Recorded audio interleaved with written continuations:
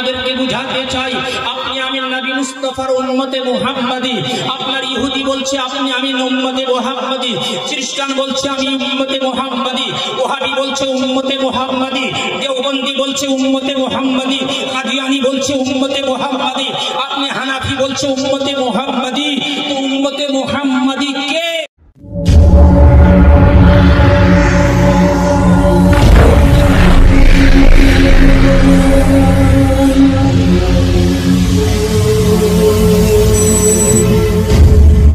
আমার বলার উদ্দেশ্য এটাই, আপনি আমি কেমন আল্লাহকে ভয় করি, আল্লাহ পাক আপনাকে আমাকে কেমন ভয় করতে বলেছেন, আপনি আমি কোথায়, আপনি আমি কেমন ভয় করি।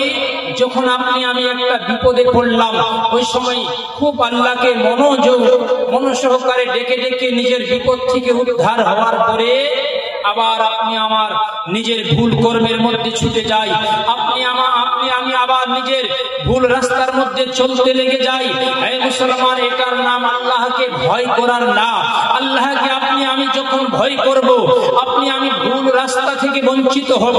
আপনি আমি যখন আল্লাহ পাককে দেখে ভয় করব, হারাম কাজ থেকে দূরে থাকব। আপনি আমি যখন আল্লাহকে ভয় করব, আপনি আমি নামাজি হব।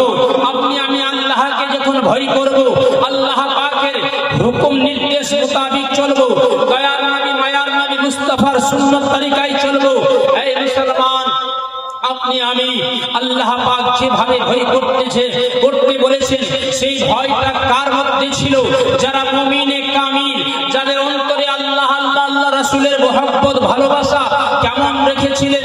এই মুসলমান, যদি দেখা যায় আল্লাহর ভয় যদি রেখেছেন, ওলিয়ারা আল্লাহর ভয় যদি রেখেছেন, প্রকৃত ভাবে গৌস কুতুবেরা আল্লাহ পাকের মুহাব্বত কি বলে আল্লাহ পাকের সঠিক ভয় যদি রয়েছে আপনার হাক্কানি আলিমে দ্বীনের মধ্যে, এই মুসলমান, আপনি আমি ভয়ের ঠেলায় আল্লাহকে ডাক দিলাম, তারপরে দিনে আবার নিজের ভুল কর্মের মধ্যে যুক্ত হয়ে যায়। যদি দেখা যায় আল্লাহ পাক কেমন ভয় করেছেন, আপনি আমি যদি ইতিহাসের কথা উঠিয়ে দেখি, আপনি আমি নিজেকে বড় পীর মাননে ভালা বলি, আপনি আমি নিজেকে বড় পীর মুর্শিদের অনুসরণ করি, অনুকরণ করি। এই মুসলমান, গাউসে পাক রাদিয়াল্লাহু তাআলা আনহুর যদি ইতিহাসকে উঠিয়ে দেখানো যায়, আপনার আমার গাউসে পাক রাদিয়াল্লাহু তাআলা আনহু আল্লাহকে কেমন ভয় করেছেন, আপনার আমার গাউসে পাকের আব্বা জান আল্লাহ পাককে কেমন ভয় করেছেন। এই মুসলমান, শরীয়তে মুস্তাফার প্রতি যদি লক্ষ্য করা যায়, ওলিয়া বুজুর্গানে দ্বীনেরা আল্লাহ পাককে সব সময় আপনার অনুসরণ অনুকরণ এবং আল্লাহর ভয়ে চলতেন। আল্লাহর সব সময় ভয় রেখে প্রতিটা কাজকে করতেন। বলুন সুবহানাল্লাহ। ইসলাম মুআজ্জিজ সামিনী কেরাম, আল্লাহ রাব্বুল আলামিন পরওয়ারদিগারে আলম খাল্লাকে কায়নাত আপনাকে আমাকে দুনিয়ার বুকে পাঠাবেন। তার মাঝে অনেক নবী রাসূল এসেছেন, অনেক গৌস কুতুব এসেছেন, কিন্তু সমস্ত নবীদের মধ্যে সবার শেষে পাঠালেন জনাবে মুহাম্মদুর রাসূলুল্লাহ সাল্লাল্লাহু তাআলা আলাইহি ওয়াসাল্লাম। আপনার আমার দয়ার নবী মায়ার নবী মুস্তাফাকে সবার শেষে নবী মুস্তাফাকে খাতামান নবী বলে রব্বুল আলামিন পৃথিবীর জমিনে প্রেরণ করলেন। আয় মুসলমান, আপনার আমার নবী আসলেন তো এমন একটা দিন নিয়ে আসলেন যে দিনটার সঙ্গে তুলনা হয় না, যে ধর্মের সঙ্গে তুলনা হয় না, যে দিনটার বিষয় রব্বুল আলামিন পবিত্র কোরআনে কারীমের মধ্যে বলেছেন, ইন্নাদ দীনা ইনদাল্লাহিল ইসলাম। সমস্ত দিনের চাইতে, সমস্ত ধর্মের চাইতে, সমস্ত দিনের চাইতে উৎকৃষ্ট দিন ও ধর্ম দ্বীনে ইসলামকে আল্লাহ পাক কোরআনের ভাষায় বলে দিয়েছেন। বলুন সুবহানাল্লাহ। এই বারাদাম ইসলাম মুআজ্জিজ সামিনী কেরাম, আমি আপনাদের এই শিয়ালডাঙ্গার সরজমিনে আজকে বুঝাতে চাই, আল্লাহ রাব্বুল আলামিন পরওয়ারদিগারে আলম খাল্লাকি কায়নাত নবী মুস্তাফাকে পৃথিবীর বুকে পাঠালেন। সমস্ত নবীদের শেষে কিন্তু ওই নবীর আপনার চর্চা, ওই নবীর প্রশংসা আদমের আগে ছিল, ওই নবীর প্রশংসা আপনার কি বলে হযরত ইব্রাহিমের আগেও ছিল, ওই নবীর আপনার প্রশংসা ইদ্রিস আলাইহিস সালামের আগেও ছিল, ওই নবীর প্রশংসা হযরত নূহ আলাইহিস সালামের আগেও ছিলেন। এই মুসলমান, আপনার আমার নবীকে সবার আগে রব্বুল আলামিন তৈরি করে রেখেছেন, কিন্তু পৃথিবীর বুকে সর্বশ্রেষ্ঠ করে পাঠালেন পৃথিবীর বুকে। নবীকে বলে দেওয়া হলো, হে আমার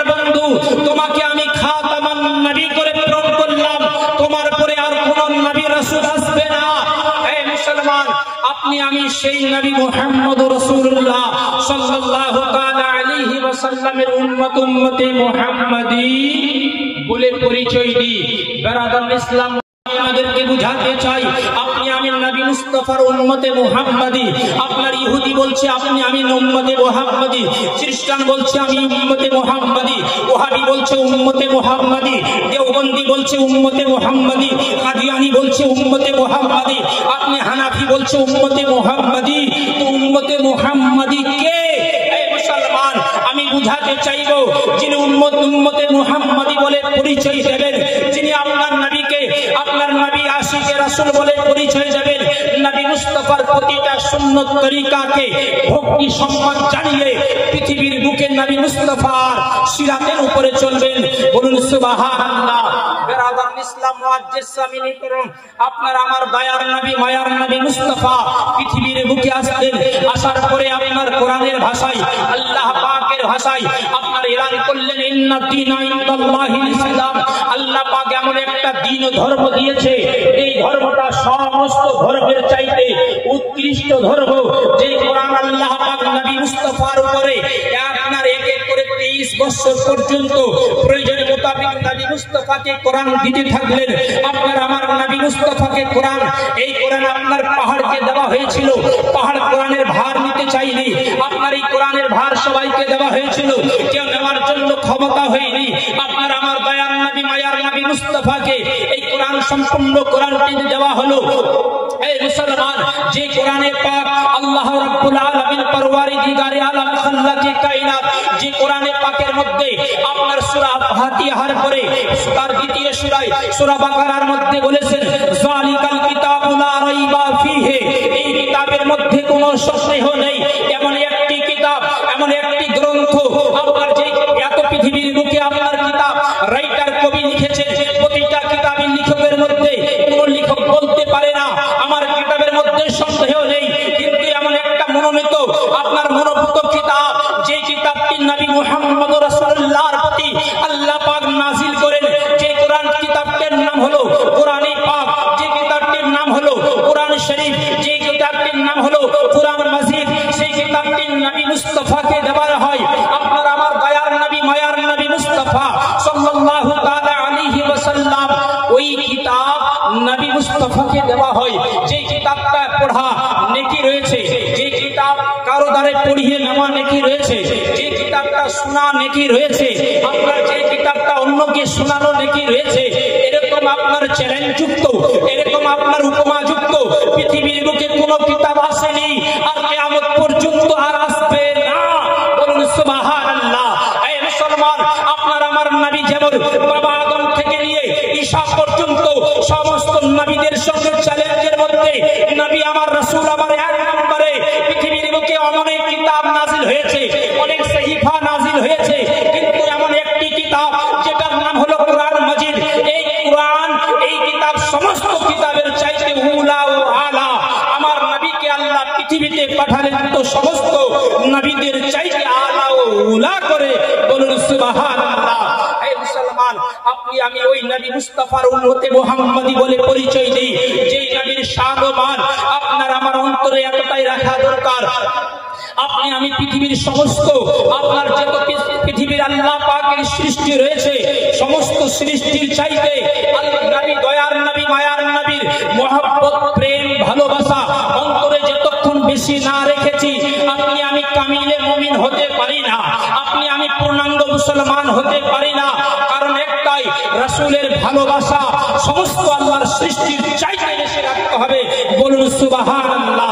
নিজের বাপের চাইতে রাসূলের ভালোবাসা আগে, নিজের মায়ের চাইতে রাসূলের ভালোবাসা আগে, নিজের আপনার কি বলে নিজের ছেলের চাইতে রাসূলের ভালোবাসা আগে, আপনার নিজের মাল ও দৌলতের চাইতে রাসূলের ভালোবাসা আগে, আপনার আমার কি বলে রিশতেদার আত্মীয় স্বজনের চাইতে রাসূলের ভালোবাসা আগে। এই মুসলমান, আপনার আমার অন্তরে রাসূলের ভালোবাসা যখন সবার আগে থাকবে, তো প্রতিটা রাসূলের কর্ম, প্রতিটা রাসূলের চলাফেরা, প্রতিটা রাসূলের আপনার সিরাতে রাসূল আপনার আমার চোখের সামনে মহব্বতের সঙ্গে হবে। আর যদি রাসূলের শান ও মান আপনি আমি মহব্বতে যদি না তাকাতে পারি, রাসূলের শান ও মান যদি মহব্বতে না নিয়ে চলতে পারি, আপনার আমার দুনিয়ার বুকে বেঁচে থাকাটা আপনার বেকার হবে। এই মুসলমান, আপনি আমি যতক্ষণ পর্যন্ত ওই আল্লাহ আল্লাহ রাসূলকে না মানিয়ে নিতে পেরেছি, আপনি আমি পূর্ণাঙ্গ মুমিন হতে পারি না। এই মুসলমান, আপনি আমি মুসলমান হতে গেলে কালেমায়ে তাইয়্যিবা পড়ি, লা ইলাহা ইল্লাল্লাহু মুহাম্মাদুর রাসূলুল্লাহ সাল্লাল্লাহু তাআলা আলাইহি ওয়াসাল্লাম, এই কলেমাটাকে পাঠ করি। মুসলমান, এই কলেমার মধ্যে আপনার দুই রকম রয়েছে। একটা প্রথম বাক্যটি হচ্ছে লা ইলাহা ইল্লাল্লাহ, দ্বিতীয় বাক্য শব্দটি হচ্ছে মুহাম্মাদুর রাসূলুল্লাহ। এই মুআজ্জিজ সাহাবী کرام, লা ইলাহা ইল্লাল্লাহ নেহি হে মাবুদ, আল্লাহ সেবা কোনো খোদা নেই, আল্লাহ ব্যতীত কোনো উপাস্য নেই, মুহাম্মাদুর রাসূলুল্লাহ আল্লাহর রাসূল ও বান্দা, এই বিশ্বাস করার নামই হচ্ছে ঈমানদার। এই কালেমাটার উপরে বিশ্বাস করার নাম হচ্ছে মুমিন ও মুসলমান। এই মুসলমান, আপনি আমি বলবো এই কলেমাটা হিন্দু পাঠ করে, এই কলেমা আপনার আমার খ্রিস্টান পাঠ করে, এই কলেমা আপনার আমার মুসলমান পাঠ করে, আপনার এই কলেমা পড়ার নামই হচ্ছে ঈমান। বেরাদারের মধ্যে রয়েছে এই শুধু কালমাটির মধ্যে লা ইলাহা ইল্লাল্লাহ, এক আল্লাহ ছাড়া কোনো আপনার মাবুদ নেই, আল্লাহর রাসূল রাসূলুল্লাহ আল্লাহর রাসূল ও বান্দা। এই মুসলমান, আমরা বুঝে গেলাম এই কলেমাটা পড়ার পরে পরে আপনার জন্য আপনি আমি পূর্ণাঙ্গ ভাবে মেনে নিলাম, আপনার আমার প্রতি হবে এই কলেমা পড়ার পরে আপনার আমার প্রতি হবে কি বলে নামাজের পাবন্দি, আপনার আমার প্রতি হবে রোজার পাবন্দি, আপনার আমার জন্য হয়ে যাবে শরীয়তের সমস্ত বিধানগুলো পালন করা জরুরি হয়ে যাবে। এই মুসলমান, যেমন একটি মেয়ে মানুষ, আপনাদেরকে উদাহরণ দিতে চাই, একটা মেয়ে একটা ছেলেকে বিবাহ পড়ানো হয়, ইমাম সাহেব মৌলভী সাহেব বিবাহ পড়ান, আর বিবাহ পড়ার পরে বলে এত টাকা দেন মহর এত এত, এই ছেলেটাকে নিজের স্বামী বলে মেনেছো, তুমি কবুল করছো? মেয়েটি বলে হ্যাঁ আমি কবুল করলাম। এই মুসলমান, যখন একটি মেয়ে একটা ছেলেকে কবুল করে নাই, ওখানে বলা হয় না তোমাকে এই ছেলের বাড়িতে গিয়ে আপনার রান্না বান্না করার কাজ করতে হবে, ওই মেয়েটিকে বলা হয় না এই ছেলের বাড়িতে গিয়ে ওনার বাবা মার খিদমত করা হবে, বলা হয় না এই ছেলের বাড়িতে গিয়ে তোমাকে আপনার এই ছেলের আপনার কি বলে সমস্ত কর্মগুলো দিকে লক্ষ্য রাখতে হবে, শুধু বলা হয় মেয়েটিকে এই ছেলেটিকে তুমি বিয়েতে রাজি আছো? মেয়েটি বলে হ্যাঁ। হ্যাঁ বলতে গিয়ে একটি মেয়ের ওই নিজের স্বামীর পরিবারের সমস্ত ব্যক্তিদের ভারপূর্ণ মানতে হয়, তাই মেয়েটিকে পালন করতে হয়। একটি মেয়ে যদি নিজের স্বামীর মা বাবার খিদমত না করে, ওই মেয়েটি আপনার পছন্দ হতে পারে না। এই একটি মেয়ে যদি নিজের স্বামীর বাড়িতে যাওয়ার পর নিজের শ্বশুর শাশুড়ির যদি সেবা যত্ন না করে, ওই মেয়েটিকে আপনার ভালো বলা হয় না।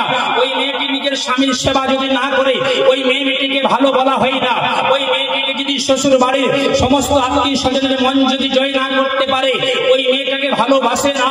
এই মুসলমান, আপনি আমি যখন কালমা পড়লাম লা ইলাহা ইল্লাল্লাহ মুহাম্মাদুর রাসূলুল্লাহ, এই এক আল্লাহকে মেনে নেওয়া, আল্লাহর নবীকে নবী বলে মেনে নেওয়ার নামই হচ্ছে আপনার আমার প্রতি নামাজ ফরজ, আপনার আমার প্রতি রোজা ফরজ, আপনার আমার প্রতি হজ ফরজ, আপনার আমার প্রতি যাকাত ফরজ, আপনার আমার প্রতি শরীয়তে মুস্তাফার নিয়ম নীতিগুলোকে অবশ্যই আপনার আমার জন্য পালন করা জরুরি। বলুন সুবহানাল্লাহ। আমার আশা আপনি আমি নিজেকে বলি মুসলমান, আমি ঈমানদার। এই বেরাদার ইসলাম, আমি আয়াতে কারিমা তেলাওয়াত করেছি, কুল ইয়া আইয়ুহাল্লাযীনা আমানুত্তাকুল্লাহ হাক্কা তুকাতিহি ওয়া লা তামুতুন্না ইল্লা ওয়া আনতুম মুসলিমুন। বেরাদার ইসলাম, মুআজ্জিজ সামিনী کرام, বুঝা গেল আপনি আমি যখন এই কালেমাকে পাঠ করেছি, আপনার আমার আপনি আমি আল্লাহ পাক এই আয়াত দ্বারা বুঝিয়ে দিলেন, তোমরা যদি আল্লাহকে কি বলে আল্লাহকে রাজি করতে চাও, আপনাকে আমাকে রাজি করতে গেলে আল্লাহর ইবাদত করতে হবে, আপনাকে আমাকে রাজি করতে গেলে আল্লাহ রাসূলকে রাজি করতে হবে, তবে আল্লাহ পাক আমার আপনার প্রতি রাজি হবেন। বলুন সুবহানাল্লাহ। আল্লাহর নবী সাল্লাল্লাহু তাআলা আলাইহি ওয়াসাল্লামের এই পবিত্র কালেমা পড়ে আপনি আমি ঈমান নিয়ে আসলাম, কিন্তু এই কালেমার মধ্যে কি মধুর রয়েছে, এই কালেমার মধ্যে কি আপনার কি বলে আন্তরিকতা রয়েছে। যদি এই কালেমার ভালোবাসা আপনার হযরত বিলাল হাবশী রাদিয়াল্লাহু তাআলা আনহুকে যদি বলা হয়, ওনার যদি উনাকে বলা হয়, উনি বুঝিয়ে দেবেন এই ভালোবাসা যদি হযরতে আবু হুরায়রা রাদিয়াল্লাহু তাআলা আনহুকে জিজ্ঞেস করা হয় এই কালেমার ভালোবাসা বুঝিয়ে দেবেন। এই মুসলমান, আপনি আমি তো ঈমান পেয়েছি পরম্পর আপনার বংশের উপর দিক দিয়ে, কিন্তু পরিচিতি যদি ঈমান নিয়ে এসেছেন তো বেলাল হাবশী, ঈমান নিয়ে এসেছেন তো আবু বকর সিদ্দিক, ঈমান নিয়ে এসেছেন তো হযরতে উমর ফারুক আযম, ঈমান নিয়ে এসেছেন তো হযরতে উসমান গনি জুনজুরাই, ঈমান নিয়ে এসেছেন তো হযরতে আবু হুরায়রা রাদিয়াল্লাহু তাআলা আনহু।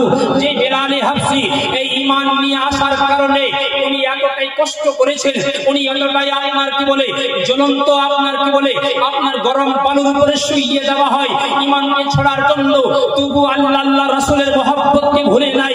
ওই হযরত বেলাল হাবশীকে আপনার গরম বালুর উপরে শুইয়ে দেওয়া হয়, তার শরীরের চামড়া ফুলে রুটির মতো হয়ে যায়। বেলালকে বলা হয়, বেলাল তুমি ইসলামটাকে ভুলে যাও, আল্লাহকে ভুলে যাও, এক আল্লাহকে ভুলে যাও। বেলাল তোমাকে আযাব দেব না, তোমাকে কষ্ট দেব না। বেলালকে যতটাই কষ্ট দিতে থাকে ওই বেলাল ততটাই আপনার এক আল্লাহ রাসূলকে ডাকতেই থাকে। এই মুসলমান, ওই বেলালের মতো যদি আপনি আমি অন্তরে যদি ভালোবাসা জমিয়ে নিতে পারি, হাসরের ময়দানে নবী মুস্তাফার সঙ্গী হয়ে জান্নাতে যাব। বলুন সুবহানাল্লাহ। কিন্তু বেলাল ছিলেন একটি আপনার গোলাম, যে বেলাল আপনার নবী মুস্তাফার ভালোবাসাকে অন্তরে বসিয়ে দেওয়ার কারণে বেলাল ওই বেলাল আল্লাহকে আল্লাহ বলে মেনে নেওয়ার কারণে, রাসূলের আদর্শ অন্তরে বসিয়ে নেওয়ার কারণে বেলাল অনেক কষ্ট করেছেন মুসলমান। যে বেলালের পায়ের মধ্যে আপনার দড়ি বেঁধে আপনার উটের পায়ের সঙ্গে বেঁধে দিয়ে পাহাড়ের উপরে ঘুরিয়ে নেওয়া হয়, বেলালের শরীর ক্ষত বিক্ষত হয়ে যায়। বেলালকে বলা হয়, বেলাল ইসলামকে ভুলে যাও, তোমাকে শাস্তি দেব না। বেলাল তবু ইসলামের ভালোবাসা ভুলতে পারে না। কিন্তু আজ আপনার আমার এমন কোন কষ্টটা রয়েছে, আপনি আমি কি বলে শরীয়তে মুস্তাফার প্রতি ওই আল্লাহর নামাজের বলে নামাজের পয়গামে দাওয়াতে আসতে পারি না। আজ আপনি আমি এমন কি মজা পেয়েছি, আপনার আমার অন্তরে কি রয়েছে। বেলাল হাবশী যদি এতটাই কষ্ট করে আল্লাহ রাসূলের ভালোবাসা বাসার কারণে, আল্লাহ রাসূলের মহব্বতকে রাখার কারণে এতটা কষ্ট করতে পারে, আজ আপনি আমি দুনিয়ার বুকে আসার পরে আপনাকে আমাকে ওই বেলালের মতো কষ্ট করতে হয় না। কিন্তু আজ আপনি আমি কেন রাসূলের সিরাত বুঝতে পারলাম না? আজ আপনি আমি কেন কি বলে খারাপ কর্ম কাজগুলো থেকে বিরত বঞ্চিত হয়ে আপনি আমি সিরাতে মুস্তাফার রাস্তায় চলতে পারছি না? এই মুসলমান, শুধু মুখে মুসলমান বলে দাবি করবেন না, রাসূলের ভালোবাসা বেলালের মতো অন্তরে গেঁথে নিয়ে হাসরের ময়দানে আপনার আমার দয়ার নবী মুস্তাফা শাফাআত করে জান্নাতে নিয়ে যাবেন। বলুন সুবহানাল্লাহ। আজ এই মহতীয় সভাটি জলসাটি হচ্ছে মসজিদের উন্নতি করবে। যে মসজিদে আপনার বেলাল হাবশী আযান দিতেন, যে মসজিদে আপনার আমার হযরত বেলাল হাবশী রাদিয়াল্লাহু তাআলা আনহু আপনার আযানের পরে আপনার নবী মুস্তাফার খিদমতে পেশ করে দেওয়ানো হয়, আল্লাহর নবী সাল্লাল্লাহু তাআলা আলাইহি ওয়াসাল্লামকে বেলালকে বুকে জড়িয়ে বলে, বেলাল তুমি কেঁদো না, তুমি মনে করো না আমি নিজের বংশ হারিয়ে দিয়েছি, তুমি মনে করো না আমার কেউ পাশে নেই। এই বেলাল, আমি তোমার সঙ্গে মুহাম্মদুর রাসূলুল্লাহ রয়েছি। বেলাল, আমি যেই মসজিদের ইমাম হব সেই মসজিদের মুয়াজ্জিন হয়ে তুমি বেলাল আযান পড়বে। এই মুসলমান, যে বেলাল আল্লাহ পাক নবী মুস্তাফার দ্বীন আল্লাহর দ্বীনকে কবুল করার কারণে, আল্লাহকে আল্লাহ বলে মেনে নেওয়ার কারণে, রাসূলুল্লাহর ভালোবাসা অন্তরে রাখার কারণে ওই বেলাল হাবশী নবী মুস্তাফার আপনার কি বলে সঙ্গী হয়ে জান্নাতে কি বলে মসজিদ নবী মুস্তাফা ওই বেলালকে মসজিদের মুয়াজ্জিন হিসাবে নিযুক্ত করে দেয়। যে বেলালের আযান দিলে আল্লাহর ফেরেশতারা আপনার সপ্তম আসমান থেকে প্রথম আসমানে নেমে এসে বেলাল হাবশীর আযান শুনতে থাকে। বলুন সুবহানাল্লাহ। যে বেলাল আযান দিলে সমুদ্রের পানি পর্যন্ত দাঁড়িয়ে যেত। যে বেলালের আপনার কি বলে আযান আপনার আসমানের ফেরেশতারা শুনে, কিসের কারণে? রাসূলুল্লাহর ভালোবাসার কারণে। ওই বেলাল আপনার কণ্ঠস্বরটা আল্লাহর জমিন থেকে নিয়ে আল্লাহর আরশে আযাম পর্যন্ত মহব্বতে প্যারা হয়ে গেছেন। বলুন সুবহানাল্লাহ। সুবহানাল্লাহ। বেরাদার ইসলাম, ওই বেলাল হাবশী রাদিয়াল্লাহু তাআলা আনহু আপনার আমার বেলাল নবী মুস্তাফার ভালোবাসায় যখন পড়ে যায়, নবী মুস্তাফার ভালোবাসায় হযরত বেলাল যখন এসে যায়, আল্লাহর নবী সাল্লাল্লাহু তাআলা আলাইহি ওয়াসাল্লামকে বেলালে হাবশিকে আল্লাহর নবী মসজিদের মুয়াজ্জিন হিসাবে আপনার নির্ধারিত নিযুক্ত করে নাই বেরাদার ইসলাম। কিন্তু বেলালের মুখে এই দিন ইসলামের কালমা পড়ার কারণে, বেলাল ইসলামকে মেনে নেওয়ার কারণে বেলালের মুখের মধ্যে উমাইয়া আপনার কি বলে ইহুদি আপনার আগুনের গোলা ভরে দেয়, বেলালের জিহ্বাটা পুড়ে আপনার ছোট হয়ে যায়। মুসলমান এরা শব্দ সম্পূর্ণভাবে আদায় করতে পারতেন না, কিন্তু বেলালের অন্তরে ছিল নবী মুস্তাফার ভালোবাসা, বেলালের অন্তরে ছিল নবী মুস্তাফার প্রেম। মুসলমান বেলালে হাবশি যখন আযান দিতেন, মক্কার ইহুদিরা আপনার বেলালের আর এরাবিক শব্দ ক্লিয়ার না হওয়ার কারণে রহস্য হাসি উড়াতো, তারা ঠাট্টা করতো। সাহাবায়ে কেরামরা বললেন, ইয়া রাসূলুল্লাহ, ইয়া হাবিবাল্লাহ, হুজুর বেলালের আযান আপনার ভাষা শুদ্ধ না হওয়ার কারণে ইহুদিরা আপনার বেলালের আযান শুনে তারা রহস্য, তারা হাসি মজাক করতে থাকে। ইয়া রাসূলুল্লাহ, বেলালের জায়গায় যদি কোন একজন ভালো ব্যক্তিকে যিনি আরবি শব্দ সুন্দরভাবে উচ্চারণ করে আযান দেবেন, ওগো নবী এমন একজন ব্যক্তিকে যদি নিযুক্ত করানো হতো খুব ভালো হতো। বেরাদার ইসলাম, বেলালের জায়গায় একজন ভালো সাহাবীকে, সুন্দর আওয়াজওয়ালাকে মসজিদের আযান দেওয়ার জন্য নিযুক্ত করে দেওয়া হয়। বেরাদার ইসলাম, ওই সাহাবী হযরত আপনার কি বলে ফজরের মসজিদে আযান দিতে লেগেছেন, আযান হয়ে যায়, সবাই আপনার উঠে যায়, কিন্তু আযান হওয়ার পরে আপনার সকাল হয় না, সবাই অপেক্ষিত হয়ে থাকেন সকালের জন্য। সাহাবায়ে কেরাম, মক্কার লোকেরা, আল্লাহর নবীর সাহাবায়ে কেরামরা নবীকে বলতে লাগলেন, ইয়া রাসূলুল্লাহ, ইয়া হাবিবাল্লাহ, হুজুর আজকে মসজিদে আযান হয়নি, আপনার আমার মায়ার নবী মুস্তাফা বলেন আযান তো হয়েছে। বলে, ইয়া রাসূলুল্লাহ, আজকে সকাল কেন হয় না? ইয়া রাসূলুল্লাহ, আজকে কেন শুভ সাজিব হচ্ছে না? কারণটা কি? এখনো রাত্রি রয়েছে। বেরাদার ইসলাম, মুআজ্জিজ সাহাবী কেরাম আল্লাহর নবী সাল্লাল্লাহু তাআলা আলাইহি ওয়াসাল্লামের নিকটে আর আল্লাহ রাব্বুল আলামিন জিবরিল আমিনের দ্বারাই সুসংবাদ পাঠাচ্ছেন, হে জিবরিল, যাও আমার বন্ধু রাসূলুল্লাহকে, আমার নবীকে বলে দাও, ওগো নবী হযরত আজ আপনার কি বলে ফেরেশতারা এসে নবীকে জানাতে লাগলেন, ইয়া রাসূলুল্লাহ, ইয়া হাবিবাল্লাহ, আজ আপনার মসজিদের নববীর আযান আরশে আযামে পৌঁছায় না, কারণটা কি? আজকে মসজিদে আযান হয় নাই। আল্লাহর নবী বলেছেন, হ্যাঁ হয়েছে। বলে, আজ আমরা ফেরেশতারা ওই বেলালের আযান প্রতিদিন শুনতে পাই, আজ কিন্তু সেই বেলালের আযান শুনতে পাই না। ইয়া রাসূলুল্লাহ, ইয়া হাবিবাল্লাহ, আপনার আমার দয়ার নবী, মায়ার নবী মুস্তাফা আরশে আযামের দিকে যেমনি তাকিয়েছেন, এই মুআজ্জিজ সাহাবী কেরাম আল্লাহর তরফ থেকে জিবরিলের মাধ্যমে নবী মুস্তাফাকে সংবাদ দেওয়া হয়, ওগো ইয়া রাসূলুল্লাহ, ইয়া হাবিবাল্লাহ, ওগো নবী, যতক্ষণ পর্যন্ত বেলাল আযান না দিয়েছে আজ আপনার পূর্ব দিকে সূর্য উদয় হবে না। এই মুসলমান, বেরাদার ইসলাম, মুআজ্জিজ সাহাবী কেরাম আল্লাহর নবী সাল্লাল্লাহু তাআলা আলাইহি ওয়াসাল্লামের নিকটে হযরত জিবরিল এসে বলেন, ইয়া রাসূলুল্লাহ, ইয়া হাবিবাল্লাহ, যে বেলালের আযান আমরা আরশে আযামে বসে শুনতাম, কিন্তু আযান আজ শুনতে পাচ্ছি না। ওই বেলালকে মুয়াজ্জিনদেরকে সরিয়ে দেওয়ার কারণে বেলাল আপনার চোখের পানি ছেড়ে ছেড়ে কাঁদতে লেগেছেন। এ রব্বুল আলামিন, পরওয়ারদিগারে আলম, তোমার রাসূলকে ভালোবাসি, আল্লাহ তোমাকে ভালোবাসি, তোমার রাসূলের আমি আপনার সিরাতকে ভালোবাসি। আল্লাহ, যদি আজ আমার কণ্ঠস্বরটা বড় মধুর হতো, আজ আমি মসজিদ থেকে সরতাম না, আজ আমি আযান থেকে বঞ্চিত হতাম না। ওগো আল্লাহ, তোমার রাসূলের এতটাই ভালোবাসা যদি বেলালের অন্তরকে, বুকটাকে চিরিয়ে দেওয়া হয়, তোমার আল্লাহ রাসূলের ভালোবাসা ছাড়া বেলালের অন্তরে কিছুই থাকবে না। এই মুসলমান, মুআজ্জিজ সাহাবী কেরাম বেলাল কেঁদে জর্জরিত হয়ে যায়।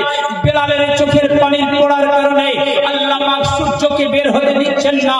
নবী মুস্তাফাকে সংবাদ দিলেন, ওগো বন্ধু আমার, তোমার বেলাল, যে বেলাল তোমার কালেমা পড়ার কারণে, তোমার ভালোবাসার কারণে, যে বেলাল আপনার এতটাই মরুভূমির উপরে বালুর মধ্যে, গরম বালুর উপরে শুইয়ে দেওয়া হয়, বেলালের শরীরের চামড়া ফুলে আপনার রুটির মতো হয়ে যায়, তবুও তোমার এবং আল্লাহ রাসূলের ভালোবাসা অন্তর থেকে সরিয়ে দিতে কেউ পারেনি। বেলালকে এতটাই চাবুক চালানো হয়েছে, বেলালের শরীরটা ক্ষত বিক্ষত হয়েছে, আল্লাহ রাসূলের ভালোবাসা সরাতে পারেনি। নবী, যতক্ষণ পর্যন্ত হযরত বেলাল আযান না দিয়েছে আজ সূর্য উদয় হবে না।